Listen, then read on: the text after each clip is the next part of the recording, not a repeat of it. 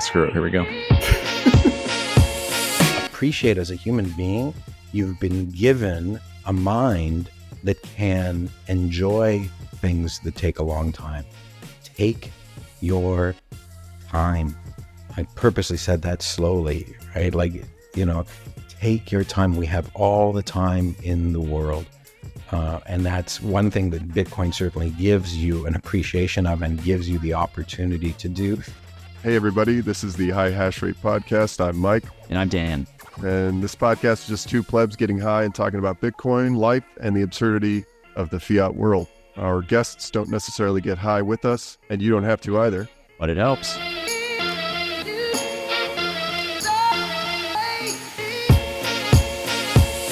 Welcome back to High Hash Rate.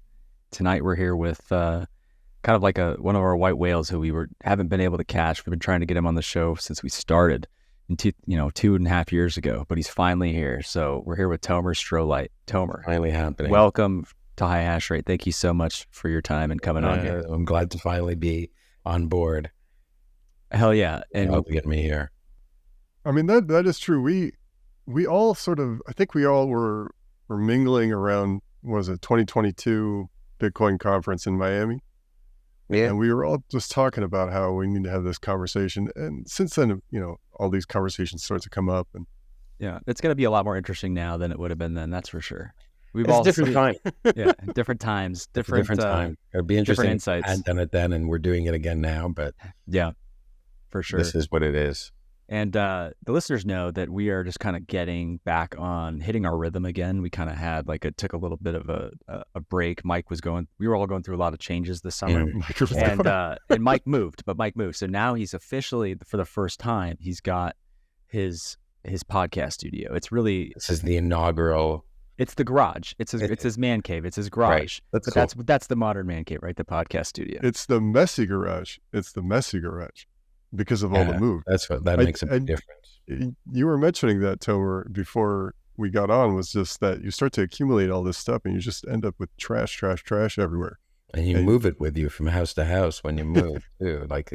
You try to get rid of as much as you can. I guess it depends on the personality type, but then you have all these personalities in a household, some of which are real hoarders or clingers, and others want to get rid of stuff. And some stuff just keeps moving with you.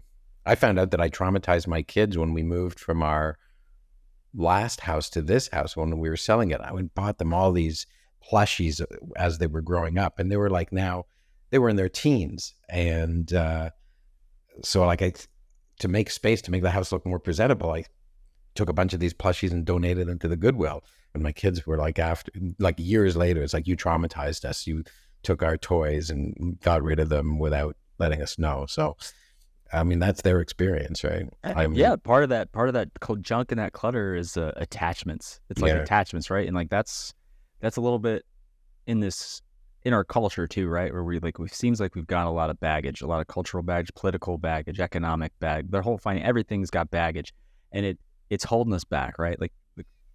I wonder. Yeah. I mean, is it holding us? I share that view. For me, if you took away all of my possessions and I just basically had the clothes I was wearing, I'm fine, right? It's I don't need any of that stuff.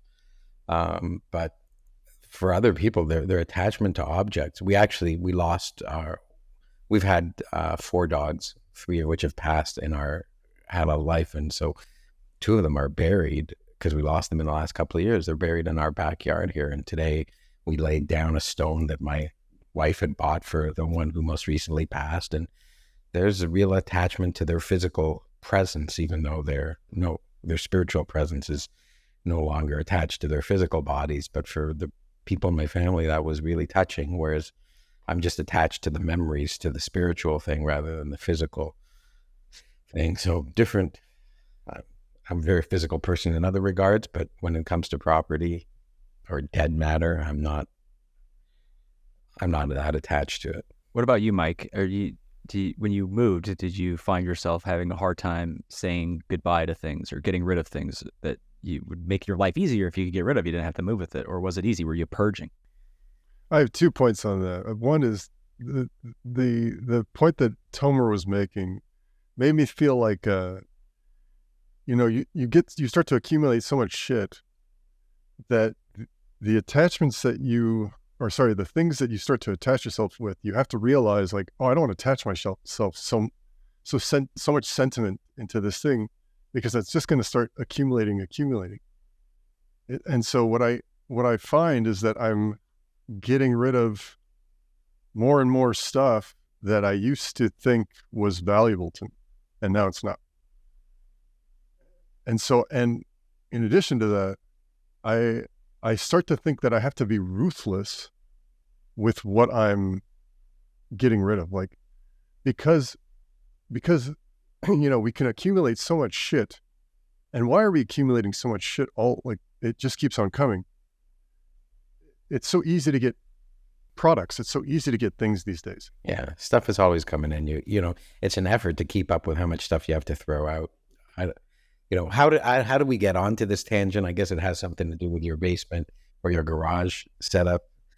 Mike, this is my first time on the podcast. Are you guys high right now already, or do you get? Yes. So we start off. Yeah, I don't come and drive, man. I'm always high. I needed to know what the. Well, I guess I didn't know I was necessarily going to go this direction, but since we started, and it made me think of an interesting point, which is, it's hard. You accumulate all this baggage. Maybe some people don't. It just depends on how efficient you are with how organized you are with your shit. But when you're new to a technology like Bitcoin, the blockchain, and we have all these crazy mechanisms going on in the background, you got UTXOs and all these things that are kind of difficult to understand. But if you're not thoughtful about your management of your resources, it can affect things. So like we've had things like this Ordinals problem. We had things like when transaction fees get high. Do you think that as a culture, as a network, that we're kind of going through this relearning the value of some of these smaller mechanisms and relearning the value of UTXOs and being more thoughtful about how we manage our resources? Well, I guess this is kind of the interesting thing, right? Bitcoin, like your household, where you've got some people who are good at getting rid of shit and others who accumulate it, and you all have to live together. We all got to live together on this one blockchain, right? And it's not just me and my kids and my wife and their partners or you guys. It's like the whole fucking world has to share this one blockchain, and it's a permissionless system, so anyone can take a share in it as long as they're prepared to pay for it and do what they do according to the rules at the time. And so some people, I think, were kind of intentionally showing that they could piss in a corner because they could afford to piss in a corner. That's my interpretation of the Ordinals, right? And I think it's an accurate interpretation of some people's attitudes towards it, right? It's like, look, I can inscribe a 4 megabyte really ugly JPEG into your blockchain, and you have no choice but to hold on to it, right? So it's kind of like that, forcing your way, making a mess of someone else's, of a common space that you're sharing with someone else. I thought that's pretty loathsome, but it's also part of what we have to accept. I think there were other people who were kind of like, oh, look at this valuable piece of graffiti that I've put on the wall here, or this valuable piece of graffiti that someone told me I own because I've got an ordinal, but everyone else has the same piece of graffiti. So there's also a big misunderstanding and a big learning process we're going through. I mean, that's the beauty of Bitcoin, is not that some central authority tells you this is how it is. It's like we all learn together, and it's like someone shows that something is possible, and then people are like weighing in on, well, just because you can, that doesn't necessarily mean you should. And someone else is saying, well, just because I can, I will. And someone else is saying, well, I think I can make money off of it, or I think there's value, or this or that or the other. So we discover through trial and error together. We live together just like a family, or a community, right? So it really is a community, but it's not, we can't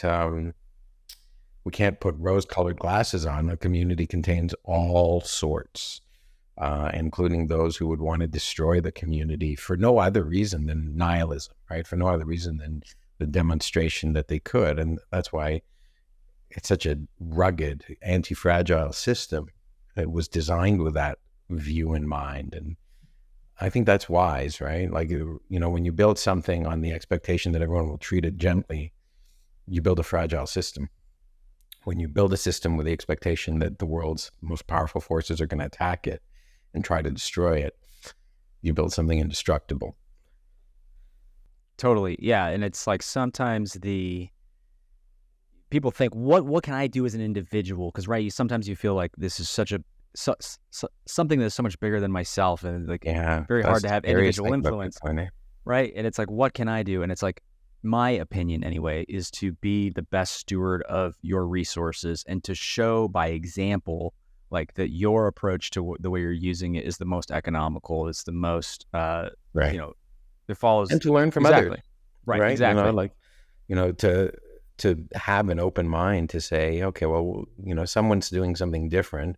Before I tell them that they're wrong because they're different, evaluate what's the pros and cons. Maybe they're not doing it perfectly right, but maybe they're a step in the right direction, or something else was done, another step, it could be a solution. So I think Bitcoin's always in that evolution of figuring it out. And we're still in really early days. Like, I think there's a lot of people who have to learn about it. A lot of people who have to learn how to use it. And then a lot of people who are interested in seeing how can it be better than what it is? And how do I convince enough other people to make it better, or convince other people to work with me in that other way that it might be better? So we go through our episodes for sure. How have you seen, Tormer, how have you seen how the civilization, like, you like how I was starting? Sure, yeah, start right with civilization. So how the society has progressed, their adoption of Bitcoin. Have you seen an uptick in your traffic, the people you correspond with? Are there more people coming in? Are you getting new ideas, or are we just doing the same old? It's one.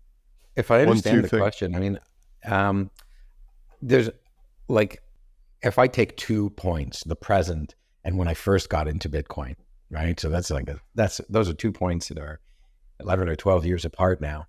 And I was one of the first people, certainly in my circle. I heard of Bitcoin from one other person who was tangentially connected to me, and nobody else had at the time. So I was like the first person in my circle to start talking about Bitcoin. And I, of course, was falling deep, deep, deep down the rabbit hole. So I wasn't just like, hey, have you heard of this new Batman movie? I hear it's pretty good. And then everyone hears about it and everyone agrees it's pretty good. It was like, no, I haven't heard of that thing, and it doesn't make any sense. And it's only because I have such respect for you, Tomer, that you went through so many things and the disruptive technologies that you explored before that I'm even paying any attention to you, because this idea sounds like the craziest one you've ever come up with. And I just want to remind you had some crazy ideas that didn't work out. So like, that was the kind of conversation that I would have been having 11 years ago with a lot of people. And I was super excited. And I'm like, this is the next internet, and it's even bigger. Like that's where I was coming from. And they were, well, but maybe it isn't. And maybe there'll be a lot of, competitors and this and that and the other. So that was the take of a lot of people back then. I think what's interesting now is, of course, every single person has heard of Bitcoin, not just from me. They probably, in my circles, they've heard more about it from me than from others, but to the point of exhaustion rather than to the point of entertainment. But the fact that everybody's heard of it anchors that point. There's like, you said something big was coming, and something kind of big looks like it's come. Maybe it's over, maybe it's not. Maybe there's a competitor. Maybe the government is going to fight it hard. Maybe so I think that I don't think a lot of people give it nearly as much thought as people like us do, right? Like, we're obsessed with Bitcoin. They're like, oh, is it really, is the narrative over? Like, I'm pleased, you said it would survive. It definitely survived. It's been around for 12 years. You said governments would attack it. They did. You said that the government attacks wouldn't succeed. You were right. But where is it going now? It feels like, and again, it's different people that I speak to in different contexts. So, and I don't speak to that many people, but I would say, like, that, there's a growing respect for Bitcoin, but not to the same degree that I think it's going to be transformative still. So there's people saying, you know what, 60,000 a coin, 70,000 a coin. I get that now. I never got it when it was $650 a coin, But now that it's 100 times that, I actually do get it. It's more valuable, and maybe it's still got a runway to go. Maybe it's kind of plateaued. Maybe it'll settle down. So, but you know, when I share like the movies that I've made with them, or the deep spiritual essays on Bitcoin, that's like, for some of them, they're like, I don't see that. Some of them are too polite to say that, but I know that that's what they're saying. Others are like, wow, like that may be true, and I don't know how to figure out if it's true or not. So I'm like, I'm curious, and I'm watching from the sidelines. And maybe you've gone crazy, Tom, or maybe you've discovered that there's something really, you know, significant here on a higher level than just money, you know, than just wealth. Because the reality is, a lot of my friends from the last 20 years of my life are career-related friends. So money's like always been involved. Like, we've tried to make money together, or we've worked together, and one of us has had to deal with the other's compensation packages. So money is woven into the fabric of a lot of these relationships. When I think about the friendships that I've had for 40 years, and many of those really took a long hibernation during COVID, like a lot of that stuff separated. But as I start to rebuild those things, there's not that much talk about Bitcoin. Like, I tell them, you know, I made my money in it or something, or I was working in it for the last few years. But that's really it. And I'm not trying to force them to think about it. For many of them, it's too late, or it's not right. It's not of interest to them. So I just leave it be. I don't even know what question you asked and what question I was answering. I was just like fucking reminiscing there. I don't even know what question I was looking at. Yeah. So okay, the next three of us. Yeah, no, that's a good point. I think that you kind of made a point there where you're talking about a lot of the people that you have relationships with are from professional context, and where money is woven in and out of everything. And then there's a lot of relationships that you have where money is not directly woven in and out of everything. But, and, you know, especially when it comes to families and closer relationships, the money is really kind of woven in and out of everything, but just not directly. And not everybody appreciates the consequences or like some of the influences that it has. But there's a lot of value, or a lot of selling points, or just a lot of beauty about what Bitcoin solves that also is not directly tied to money, that you can kind of, you know, at least in my experience, try to use that, those angles and those stories to like kind of help them understand what you see, and that it's not just financials or economics, even though, you know, at the end of the day, it really is. It's just a different way of being presented. Sure. Yeah.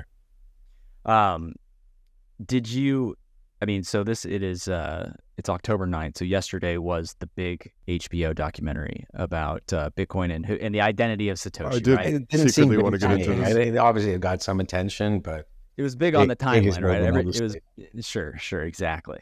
But did you see that? And I just wanted to know what your reaction was, because like, I didn't watch it. I don't Okay. have HBO, and I'm not getting it for the sake of that. When Curb Your Enthusiasm was on, that was a singular reason to pay for HBO. But some clown speculating over who Satoshi is not a reason for me to reactivate it.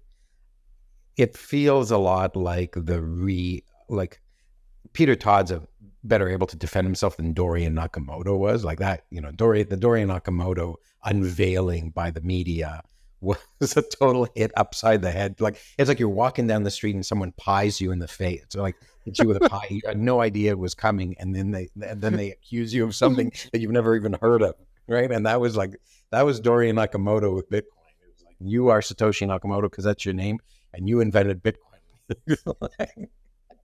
I what? Who? And the reporter was so arrogant. Like, if you were around in those days, she was like, "Oh, come on, don't play dumb with me." Like, she was the total back, and she was so hubristic. It's like, his name is clearly Satoshi Nakamoto, therefore it must clearly be the Satoshi Nakamoto.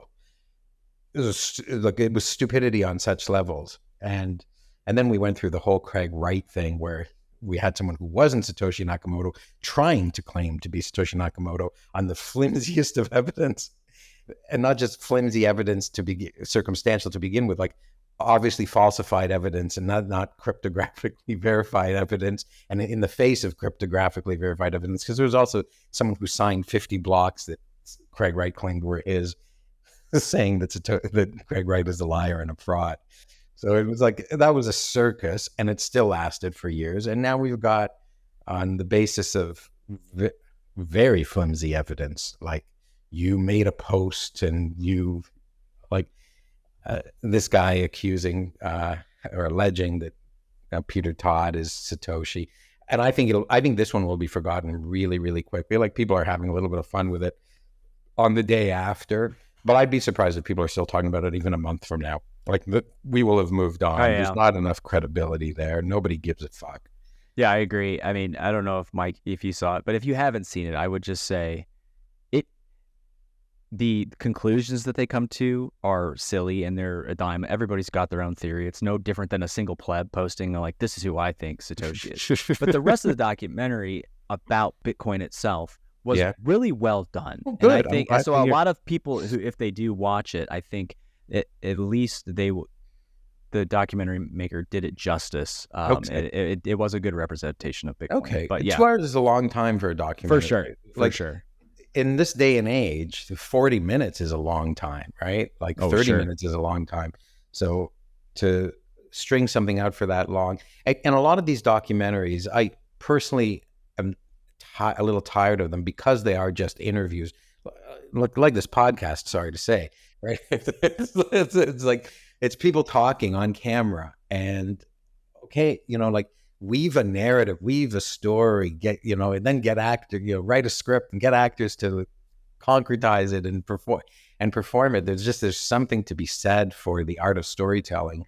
And while there's a role for documentaries, I think that they're too, there's too many of them, and they're too stylistically similar, right? They're just like talking head interviews, and by and large, if it's the same topic, it's of the same people being asked the same questions over and over again. And listen, there's new audiences to it, and that's fair. But if I'm expected to watch the same thing, the same movie over and over again with different titles, I'm just not able to bring myself to do it. Have you seen the opposite of that?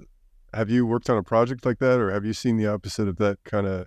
Well, in the few movies that I've made, I've tried to make them short, and I've tried to make them have a narrative. And so, like, that to me was what The Legendary Treasure of Satoshi Nakamoto was. I wish I had made it shorter. It's 38 minutes, but it's only 38 minutes long, and I'm really happy with Bitcoin is Generational Wealth. Like, there's a story arc through that, and it was original enough that, like, people were so confused about what genre that was. It was like, was that a documentary? Because if it was, how dare you, Tomer? Because documentaries don't speculate on what goes on in the future, and you predicted exactly what the future would be. So I'm like, okay, it wasn't a documentary, it was sci-fi. And they're like, but the stuff you said about it in the past was all true. Okay, so it was like 7 minutes of documentary and 7 minutes of sci-fi. Are you happy with that? And they still, the people who were unhappy were just going to be unhappy. Oh yeah, it's a no-win situation. If you're reflecting on your perspective of something that happened in the past, people are going to be pissed if it doesn't align with theirs. And if you're speculating or sharing your perspective on what the future will look like, no, you I guess like my reaction to those, and this is the vast minority, right? Like, the number of 8 comments were like, 3% of the comments for both of these films were like people not liking them. And it could be fun to go into the people who didn't like them, but the overwhelming majority of the response I got is like, this is the best thing I've ever seen in Bitcoin, made me cry. I shared it with friends, so it was like that. And that's what I really wanted to do. I think in my heart with these things was like, particularly the first one, because it was my first go at it, the Bitcoin is Generational Wealth. It was just like to take the hope and love and passion of what Bitcoin could represent and show people not only that it's important, that that there's no substitute for it, that we're losing those values, and that this thing could replace them, and what a wonderful world it would be. And now you have to go and learn why that might be and see if you agree. Because I didn't give all the in 15 minutes, I didn't give all the reasons why it is true. And we debated after the movie came out. Matt Hornick and Adam Hurley and myself, we were the 3 people who worked on putting it together. We debated creating a series like, okay, why why are the predictions that we made in Bitcoin as generational wealth going to come true, and what does the world look like in more detail, with better housing, with better education, with better food, with better healthcare, with better art? Why does it all come together? We never got around to that, and maybe that's a good thing. I mean, I saw that movie a few months ago again, and I was shocked at how well it held up in the intervening years, because it was focused on the 2021 crisis, right? That was the center point where we shifted. Like, we worked up to the present, and then we worked all over to the future, took a leap into the future. And there was a lot of chaos in the world in 2021, and there's just as much today. How did you go about getting there with that script? How did that whole project come to be? Because that was really amazing. Like, I really felt the universe was pushing me in that direction. I had started writing about Bitcoin, not with a job to write about Bitcoin, but just because I didn't have another job, and I really loved Bitcoin, and I'd been in it for a bunch of years. And so I was writing all over the place. I was writing all sorts of things that moved me. And one of the things that moved me, even though I didn't go to Bitcoin 2021 in Miami, was the story of Fractal Encrypt's artwork that he created there. He created a full node sculpture, and for the first time, instead of using wood, he used glass. So it was a mirror. And so I wrote a piece about how NFTs are bogus, and how real art, physical art is real, and how his piece in particular, different people would see different things in it because it was a mirror. Like, what would a Bitcoiner see in it? What would a no coiner see it looking in it? What would a shit coiner see looking in the mirror? And it was, it was one of these vibrant essays, and Fractal Encrypt really liked it. And the person who bought it really liked it. Louis Liu, who is a Bitcoin venture capitalist out of Taiwan. He paid a lot of money for it at the time. I don't even want to say just how much it was, but it was 6 figures. And he reached out to me, and he said he really liked the writing that I did on the artwork that he bought, and he wanted me to write a piece called "Bitcoin is Generational Wealth." And I really struck, and he gave me a quick explanation as to why. He said, his family had generational wealth, and it was seized from them during the Communist Revolution. They had to flee to what is now Taiwan, and a lot of their fortune was taken from them, and so they've had to rebuild it. And that's why he's a big believer in Bitcoin, because he could take it with him in the event of something like that. And he wanted me to write about Bitcoin being generational wealth, and that was the entire framework of it. And I struggled with the essay, because I was like, well, at the time, Bitcoin was like 13 years old, 12 years old. I mean, like, it hasn't even been around for a whole generation, let alone for multiple generations. How could I write about this? And he kept pressing me, and, I was really struggling with the topic. I dragged my heels for at least a month, maybe 2. And then I was in the shower one morning, and the shower thought came to me, because I think I'd also spoken to my mother-in-law, whose family lost everything in 1948. And it was like these 2 connections to 1948 from Europe and from China.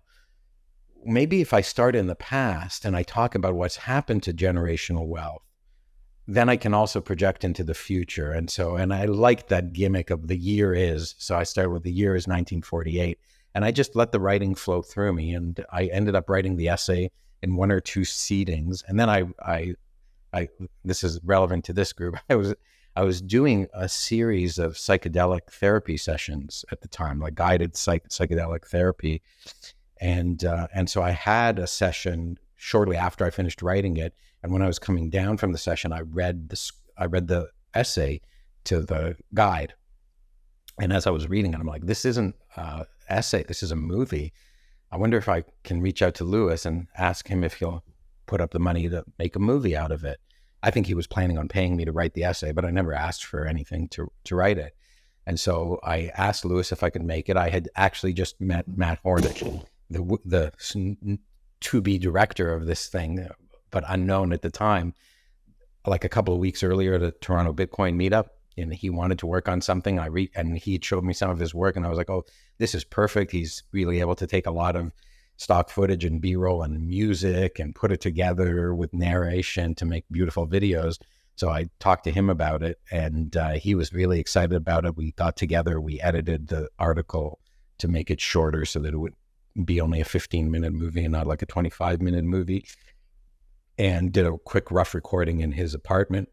And then the next, like 2 weeks later at the next Bitcoin meetup, Adam Hurley shows up at the very end of it and says, "Oh, I'm an editor." And like Matt had just literally said, I need an editor because I can direct this, but I don't have the time to edit it. And a Bitcoiner editor showed up. So it was like the universe gave me the topic. I didn't come up with it. The universe introduced me to Matt. The universe introduced me to Adam.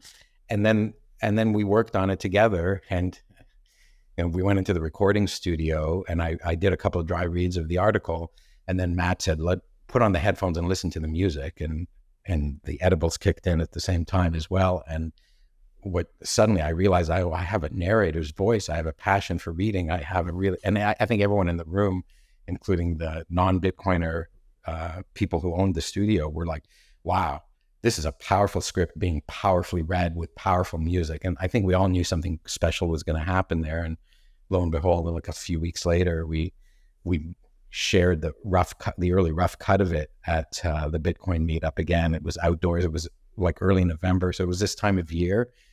Now is October, but close enough. And people were crying, right? Like the one guy put his arm around me and said, "Oh my God, I'm crying my eyes out," Tomer. And so I shared it with Michael Saylor and Corey Clipstead, and they were like, "Dude, yeah, we'd love to put our names behind it and put our force behind it." And so even just the credibility of saying presented by Swan and MicroStrategy and Mimesis was Louis Liu's Cap, and Bitcoin Magazine at the time also threw their weight behind it. So it was really, like you talk about everyone just you giving and everyone else giving. That was really what the spirit of Bitcoin was in 2021, right? Like it was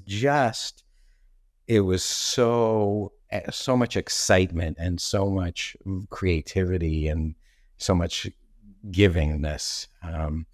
It's that warmth has kind of come off right now, right? Like right now, I think Bitcoin's very much about Wall Street's in, and we got to make sure that they don't fuck it up, and and the price is going to go to the moon, and nation state adoption and all this kind of stuff. But and we're serious about it, but we were like in disbelief about it back in 2021. In 2021, it's like, did a nation state really just fucking say that they were going to make Bitcoin legal tender? Like, what is this El Salvador thing? And is there really a company that's buying Bitcoin by the hundreds of millions of dollars? Like, what's going on here? So we were, we were taken aback back then, and now we're like leaning in and trying to control the situation. And maybe the lesson is just sit back and surf the universe, and let its waves flow. Like, don't try to make waves. Don't try to control the weather. Just go with it. Bitcoin as generational wealth, it really impacted me when I saw it. And I saw it when it was, very early on when it was first released. And what I think I took away from it, what I appreciated most, was the way you told the story in such that it wasn't just about bringing your money with you, your generational wealth with your money. It was about preserving and being able to bring your culture and the essence of who you were and your family and your traditions, and that those wouldn't be lost. Just you didn't just have to go to the future with your money, but you could also go with you who you were. You could bring yourself to the future, right? And I think that is still being absorbed, because I think people have still not gotten that concept, but some have, like El Salvador and some of these, like Bhutan. It's like our culture doesn't have to dissolve. We can preserve it and take it to the future. We don't just have to be dust in the wind in the dustbin of history. Yeah, that's the sound money. The hard money allows you to build things for generations, and so it's not a sellout. It's in fact, it's a sell in. It's a buy in, and you can get people to understand what the value is, because it's a generational value. Anything that doesn't last a generation, by definition, doesn't last for multiple generations. It's just like it's something that pops up and disappears. But the things that really are built to last, and that for me is like, I don't think humanity has ever built anything to last as long as Bitcoin. And again, that's presumptuous. Like, Bitcoin's only been around for 15 years. The pyramids have been around for 5,000. How do you know? Well, they're worn down. Bitcoin is a perfect, like, indestructible, immalleable construction that keeps growing in an indestructible manner. And when you realize and understand how the nature, like it exists indestructibly in cyberspace. It exists indestructibly, unalterably as a data structure, but that's still a man-made structure, and it's a man-made structure that cannot be destroyed or altered or damaged or dented. And when you start to appreciate why and how that is, you get fucking blown away, and then you enter into some other cosmic realm. Like it hits everybody differently, right? It's like acid or mushrooms. It's like you don't know what you're in for, but you know you're in for something big. And when you take the Bitcoin pill to understand like how the system works, how blocks are built, what energy goes in, why it's immalleable, why nobody can reorganize, delete, alter any of the past records, and you understand the mathematics behind it, you have a trippy experience. And it touches every part of your being. It touches every part of your psyche, every part of your brain. It's like you don't fall down the rabbit hole. Bitcoin, like it spreads out throughout your brain and it affects every avenue of your consciousness. And I think that is, that's again, indescribable with precise language, right? It's like you can write many different things. You can say many different things about it. I've tried to say many different things about it in my writing, but it's deeply personal for everybody because everyone's got a unique brain, and Bitcoin touches all those different parts and connects them in different ways. I think that's why some people have written that Bitcoin is like a psychedelic. Like I've seen recent articles, I've done fMRIs of people's brains when they take mushrooms, psilocybin mushrooms, and it's like the whole thing lights up, right? Like your brain is normally little bits and pieces are lit up at a time, but everything lights up all at once. And I think this is a similar phenomenon when Bitcoin like permeates and says, oh, here's something that we've built that's indestructible. It also acts as money. It acts as a record of history.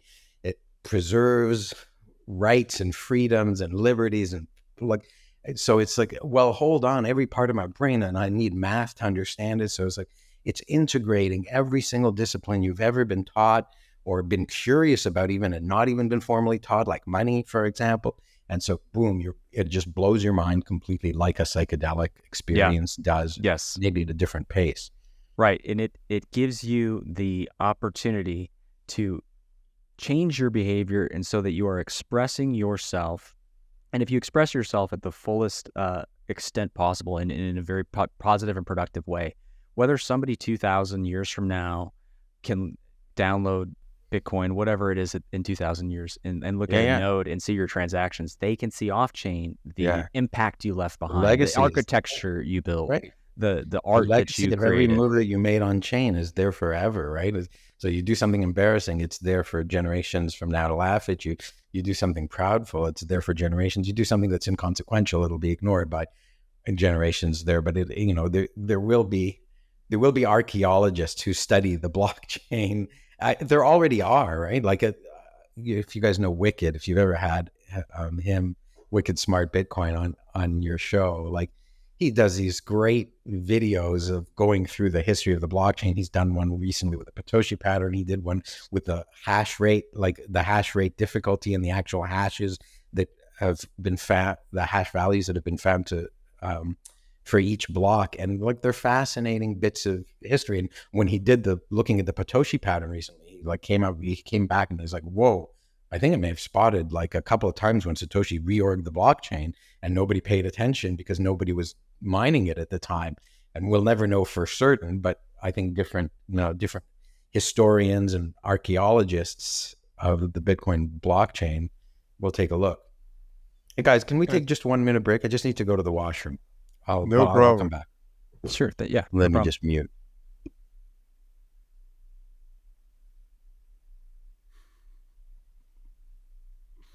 I think the acid's kicking in. Oh, man. He's great. Yeah. I mean, Tomer's a mad scientist in this space, man. Oh, yeah. He has all sorts of interesting shit that he... It's easy to take that for granted just when you're like, oh, yeah, it's Tomer. used to work with him. Well, you always know that, this goes for a lot of people in this space too. You always know that there's regular people behind the celebrity of Bitcoin, right? But it's hard to get past that fucking wall or that barrier, because you understand there is a barrier to entry to getting well known in this space. So you have to. I think about this kind of stuff all the time. You have to cultivate. You have to be honest. You have to cultivate your brand and your image. And that's true. But you have to say, you have to speak well, and you have to be able to say the things that you want to say and stand behind them. Right. That's a difficult thing to do. That was why I didn't want to start this. That's what was my journey, was trying to get to the point where it's like, with the stuff I'm saying, do I want to stand behind this? You really grasp on, my friend. Yeah. Sorry, other guys. No all problem. All good. Pick up where we left off. Yeah, I can't even remember where we were. I do. I just wanted to ask. Something that kind of a theme that came up as we're talking was that we're so close to this, and we've been following this and been passionately involved and interested in this for years. Within your situation, more than a decade. And so we're so close to this. So it's very difficult to be impressed, or sometimes it can be very difficult to be like, what makes me want to read this or watch this documentary, et cetera. So what kind of ideas, or what kind of media or just art, what kind of stuff interests you now? Like what catches your attention and makes you want to spend the time and effort to dig deeper? Because there's just so much nonsense to dig through, it seems like. Yeah. It's dialogues with other people that trigger further curiosities for me. I was talking on the phone with Eric Kaysen the other day, and I thought I've finished my political inquiry journey into Bitcoin. It's radicalized me, but my views have settled. And he was talking a lot of philosophical things and their implications, and I realized, oh my God, we're still, I go around saying we're still so early. And I say it somewhat flippantly, like I realized, oh my God, we are still so early, and there's still so much work to do. And there's so many ideas to synthesize, integrate, discuss, elaborate upon, learn from, that I know, as much as I think I know, I actually know just a tiny little sliver. And that's humbling and inspiring at the same time. So I think that for me is like finding other intellectuals in the space who are studying things that challenge my beliefs about what's true about Bitcoin, or what the path it's going to take is, and why it needs to take a certain path, or doesn't need to, but might, or certainly won't take a certain path. I think those are really interesting things for me to weigh in on, especially the ones where, like, first of all, where I've got a keen curiosity, because if you don't have the motivation to learn something, then you just don't learn it. At least that's the case. That's the case for me. And then when you have the motivation, it's like, what can you actually take away from it? What are your goals? And for me, a big part of getting into writing was, well, I'm very motivated to understand Bitcoin, and I'm also very motivated to share my understanding of Bitcoin. And it's one thing to understand it. It's another thing to take that understanding and transform it into something that will help people who are not as learned in some topics, or are not as curious, or not as prepared to work as hard, that you can simplify it for them, or present it for them in a way that you had to figure out the recipe from scratch by lots of experimentation, lots of time spent, but you can now present them with a finished recipe for, well, here's why Bitcoin takes time and energy to produce, synthesized into a clear idea. Here's why Bitcoin is stable. All these kinds of things. In a story format too, in a very lovely story-like format. You were able to deliver that. Yeah. So like, I think that for me has been a really big motivator. I do think for most of all of the learning that I gathered up, that whole basket of stuff that I foraged for in my first dozen years in Bitcoin, I think I've written most of that up. I don't have a lot of ideas about Bitcoin that I haven't written essays about or tried to make movies about. And so it's like, okay, now it's time to go back out into the forest and forage for more ideas. And so I think that's where I'm at right now. And it takes time. And if there's one thing Bitcoin has allegedly taught me, it's to have a low time preference. But I've become, I've become spoiled and expected that Bitcoin's going to deliver quick things for me. And, maybe my next great essay is 12 more years away, because that's how much time I have to spend studying Bitcoin to find the next great insight to actually write the next great essay. Because I don't have the next great essay like that I'm working on. I have some ideas that I've started writing essays on, and I haven't even bothered to finish them because I'm like, this isn't revealing enough about unknown stuff that it's worth putting out. It's like, I can say this in a tweet. I don't need to write a whole essay. I don't need to make a whole movie. So that for me is kind of like this next big part of the journey is, okay, well, where are you focusing your learning? Is it, again, in this very diverse set of disciplines and trying to find out how they fit together in ways that you never thought were, in ways you were never able to fit them together before, but Bitcoin brings that together? Is it, well, there's a really big societal, political, philosophical shift taking place, and here's how Bitcoin influences and fits into it. And maybe here's a bunch of things that don't really appear to have anything to do with Bitcoin at all. I really feel that it's been such a centerpiece of my focus, and that I've almost forced everything into Bitcoin. It's like, oh, look, McDonald's has a new sandwich out. How does this affect Bitcoin? Or what does Bitcoin teach us about this? And it's like, well, maybe you're now just bending things too far, and they're starting to break, or they're, you're not really getting the connection. And it's fine, right? Like, not every last point has to be connected immediately with knowledge into Bitcoin. But I do think, from the few really interesting conversations I've had lately, it's like the spiritual thing is really big and important. And I don't just mean spiritual in like this mystical or religious way. I mean like the non-physical components of it, the values that make us human, that are of the spirit, right, of our soul. So whether you take a religious or not view of it, you have to admit that the intangible exists and is real. Just because you can't touch language, it still exists, right? You can't dispute its existence, and you can't dispute that our emotions exist. Even if you're a determinist, you're like, you say, okay, well, they're determined by chemicals and neurons and electrical firings and physical manifestations. Well, but they're non-physical.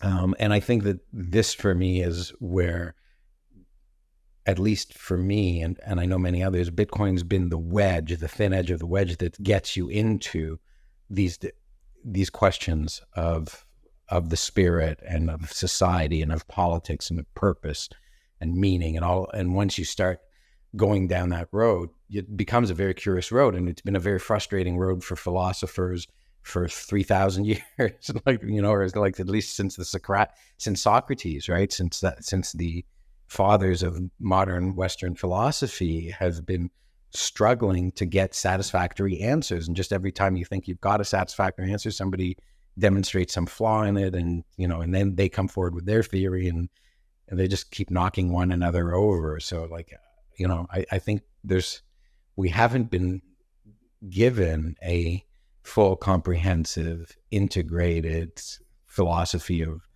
of the world and of humanity and of politics and epistemology and metaphysics, and they all fly about everywhere.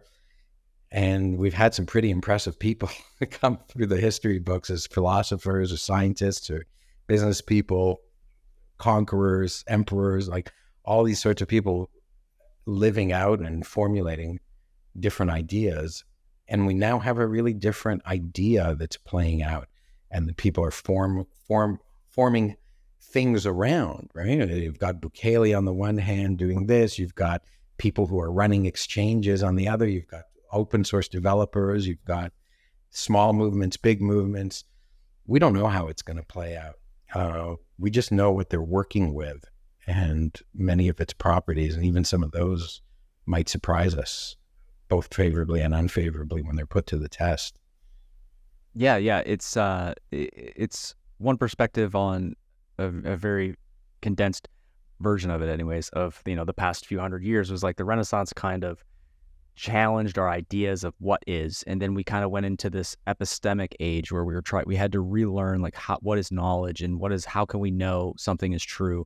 And it feels like, and we've talked about this on the show before, that it feels like Bitcoin is part of that process of a renaissance, that this information technology age that we're going through is kind of like a renaissance, and we have to go through these philosophical Bitcoin struggles. Is a moment, it is a moment in human history where something has been assembled that's going to last for the ages, that was unimaginable before it was assembled, right? It's a shift. It's a 0 to 1 moment, or whatever you want to call these things. It's a breakthrough. And all sorts of ideas are coalescing around this breakthrough. And for me personally, I think this is a big thing to say, but I think it represents the new political system of the world that, you know, like Karl Marx came up with communism, Satoshi came up with Bitcoinism. He came up with Bitcoin, and it's a system that does, unlike communism, that does work in practice. In fact, it only works in practice. There's no theoretical, like there was a 3-month period between Bitcoin being a theory and Bitcoin being a practice. And, you know, the white paper to the Genesis block. And after that, like the things were, and the white paper didn't really matter nearly as much as what the actual code did do. It may be served as a guide, and so for some people it served as too much of a guide because it became obsessed with certain clauses of it over the big picture view of it. But that's to be expected with any kind of big thing. And we can kind of laugh at it because we've been a part of it and we've grown with it. And look at us, we're just ordinary schlubs with messy hair sitting in our garages, you know. But look, Steve Jobs was just a guy with messy hair sitting in his garage, and Martin Luther was probably a guy with messy hair sitting in, you know. Elon lives in a storage container. Yeah, like history isn't about where you it's not about how fancy your bathroom was. It's about how committed you were and how important the idea was. And like the momentum of history, the acceleration of it, both, it's become terrifying, right? It's like we don't die in the world we're born in. The world changes completely around us more than once, right? Like for me, so does our body. Every molecule in our body is different. Yeah, so everything. Yeah, so the whole ship of Theseus thing. Are we still who we are? That's like, yes, we are, right? So who cares about getting into too philosophical discussion? But like, are we able to cope with the level of change that we actually see in the outside world around us, which is accelerating so rapidly? You know, I used to lament, because I got into digital media just when the internet was becoming hot, that for many of us, we didn't get a full career out of this industry, right? Like it changed so much so rapidly that you became obsoleted every 5-10 years, and it was hard to remain relevant. You kind of got old. And the young people, what are they Snapchatting with the one, like they've turned their phone vertical all of a sudden? Like aren't screens supposed to be wide and landscape format? And now that everything's, and the videos are all different. How can you watch? And now it's like all moved on to artificial intelligence and writing prompts, and it just moves so fast. Can we keep up with the pace of change? Or will we be the things that slow it down because we can't keep up with the rate of change that we're able to produce? Or will something else take over for us? It's very hard to know. And I think that is that's where, like, if you're on the spaceship, it's called Planet Earth, and it's just hurtling through space, and it feels like everything's getting faster and faster and faster and faster and faster and faster. And at some point, you're like, this is terrifying. Like, I just can't keep up with the pace of things. And I think that our civilization, our society is kind of feeling that. It's like, this thing is spinning out of control. Everything's going way too fast. Nobody knows what to do about it, right? Like, there's people who are trying to stay at the helm and say, don't worry, I've got this. And it's like, you're not actually in charge, right? Like, who's actually in charge of you? And the people in charge are like, we don't have a fucking clue what we're actually doing. We just think if you give us more control, that we can somehow put the brakes on things, but they can't. The whole, the genie is out of the bottle. Civilization is careening forward. And in some degree, all we can do is hold on and hope for the very best. There's some things we can do that make some things better. I think that's what a lot of Bitcoiners are trying to do, is to say, there's a way to manage chaos through chaos and decentralization, rather than this failing attempt to try to take control of everything and to use the technology to manage and monitor every last thing. It's like, no, go with the flow. We've got to go with the flow.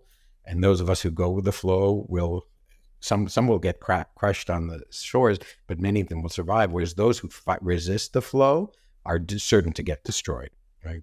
Just can't. The sheer power of civilizational progress is like the power of a hurricane. And, you don't just stand in the face of a tidal wave and hold your hands up and say, I'm going to resist this thing.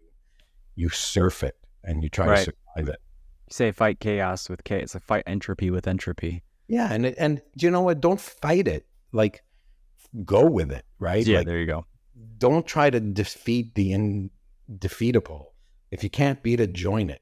And we were talking about Bitcoin's generational wealth that day when we were showing it, the pre-screening at the it wasn't finished yet. It was an early rough cut. When we were showing it at the Toronto meetup, and we were outdoors, and there was a projector and the audio wasn't working, and Matt was trying to get the editors or the sound guys to send him a new version of the file so he could play it. And we'd gotten a little high in waiting for it. And I just sat on the floor and on the brick floor over there, and I was like, I'm just riding whatever happens, right? Like, there's nothing I can do here at this point. I can't micromanage this. I can't get angry at anybody for anything. Like, if it plays, it plays. If it doesn't, okay, then it doesn't. It'll be disappointing, but there's nothing I can do about it. And it ended up being like one of the best nights of my whole life, for the reason that I just surrendered and let go and surfed reality as it was coming at me. I think there's a lot to be said for that. Like, go, when you see the wave, grab your surfboard and ride it, rather than cower in terror or try to stop the wave. Like, you're not doing either. You're not getting much of a joy if you cower in terror, and you're getting smacked in the face if you try to stop the wave. But if you grab the surfboard and ride it, it could be a whole lot of fun. And knowing what your waves are to ride in this world is probably the biggest magic to happiness, if you can figure it out. Were you always a rider tower? No, not at all. Like, wow. That was a surfboard that I grabbed through this psychedelic journey that I went on when I was I'd always written. I actually remember my bosses used to say, "Oh my God, like, when you take Tomer on as an employee, get ready to read a ton, because he writes these long emails." And when Blackberries were out, I could type and drive. Like, I could type 60 words a minute while driving, because you don't have to look down. There was a tactile thing. There was no driver distraction. So I was like writing essays. I don't know if they actually read them, but they would receive them. And so I sharpened my writing skill without ever being published writer, and without ever really thinking of myself as a writer. But then when I went through the psychedelic treatment, and I had started writing a couple of essays on Bitcoin, I was like reading them, and I was like, wow, it's dense what I put in here. Like, I'm really, really able to distill a lot of information into a very few words without losing the meaning of the idea. And that's a talent that I have that I want to take advantage of. And that's where the Why Bitcoin series came from. It was like, write a whole bunch of essays that are only 2 minutes to 3 minutes long to read, that offer insights that are accessible to everybody, but even insightful to people who've been in Bitcoin for a long time, and have the word "wine Bitcoin" in each title. And when that started to come to me, it came to me really fast. And I was able to expectorate, to exude a lot of essays in a very short period of time that had all of these ideas about how Bitcoin was so different from everything else that came before it. It was fun. Yeah, it's part of the reason I'm, an advocate of this, small blockers on the small blocker side is because I haven't seen enough evidence that we can press the signal and get more value into a smaller space yet. It's just like you said, it's like getting better at condensing the message to a smaller and smaller, and that's still get the point across. Society, right? Like society isn't sitting back and saying, give me a 13-hour documentary. They're saying, condense everything as much as you can. I don't have patience. I don't have time. People aren't even playing, they only That's why they like TikTok, They like TikTok, right? It's like, we can observe this, and there's also time to break free from it. It's like, appreciate as a human being, you've been given a mind that can enjoy things that take a long time. Take your time. I purposely said that slowly, right? Like, take your time. We have all the time in the world. And that's one thing that Bitcoin certainly gives you an appreciation of and gives you the opportunity to do. But I don't want to force Bitcoin into this. I'm just saying, like, when you find something that you love, do it and take your time doing it. Like, what's your rush? If it's something that you love to do, spend time in it. Don't finish it quickly so that then you can move on to something you don't love, right? Just go and be with who you love, do what you love, right? Love. Find what you love. Seek out what you love and spend time doing that. Well, my final question for you tonight, Tomer, is something it seems like you've already answered here in the past, hour-long conversation, which is like, I was going to ask, like, what do you want to work on next, and what do you want to do next? But it sounds like you would say you're taking your time, going with the flow, and exploring the spiritual side more. For sure. And at the same time, taking my time and spending time with my friends and my family and the people I really love, and not being apologetic about it. Like, so much of my fiat career, it was like, well, you owe time to the corporation. You have to keep making money. You can't. Are you taking care of your family if you're being with them instead of making money for them? That was a very difficult and subconscious tug of war battle that took place inside of me during those years. And now I'm like, no, if I'm going to be there with my wife for my wife, I'm going to be there for her, not thinking about how I'm going to make my next, few dollars at it or lots of dollars. I need to take my time and appreciate it, because you're getting older, Tomer, right? Like, you ain't getting no younger. So take your time doing the thing. That doesn't mean rush. It means use your time wisely. Use it for the things you really value. Man, that was fantastic. Thank you, Tomer, very much. Yeah, Tomer. Before we cut, is there anything that any project or anything you're currently working on that you'd like to highlight? No, nothing. I'm telling everybody who's listening, like, what should you do? I mean, if you haven't seen the movies that I've put out, Bitcoin is Generational Wealth and Legendary Treasure of Satoshi Nakamoto, and the shorter one, Bitcoin is Beautiful, and a guy named Bevan Waite's also turned a whole bunch of my essays into short videos on his Bit Intelligence channel. And if you like to read, I mean, my Medium has tons of stuff. The Swan blog has tons of stuff. Bitcoin Magazine has a few things. You just need to Google my name and read some of the stuff. And if you are someone who likes my work, don't be shy about reaching out and letting me know what you like, or if you have questions about it. I've got time, right? And I'm in that process of learning. So I really do enjoy talking about ideas with people, and when people have questions about the ideas that I put out, I'm happy to take the role of teacher or writer explaining his writings. I do encourage people to not be strangers. Hell yeah. Oh yeah, it's always a pleasure being able to spend an hour or so talking with somebody like you and just hear your thoughts on anything. So I really appreciate that. Yeah, I appreciate the time you guys spend with me too. Peace and love. All the best. We'll cut it. Thank you again for listening to the High Hash Rate podcast with Dan and Mike. If you want to learn more about the podcast and see what we're up to, you can find us at highhashrate.com. Or if you just want to speak to a couple of baked ADIQ plebs, reach out to us at hello@highhashrate.com. Or you can reach out to us at the High Hash Rate handle on X. Later, everybody. Holy Toledo!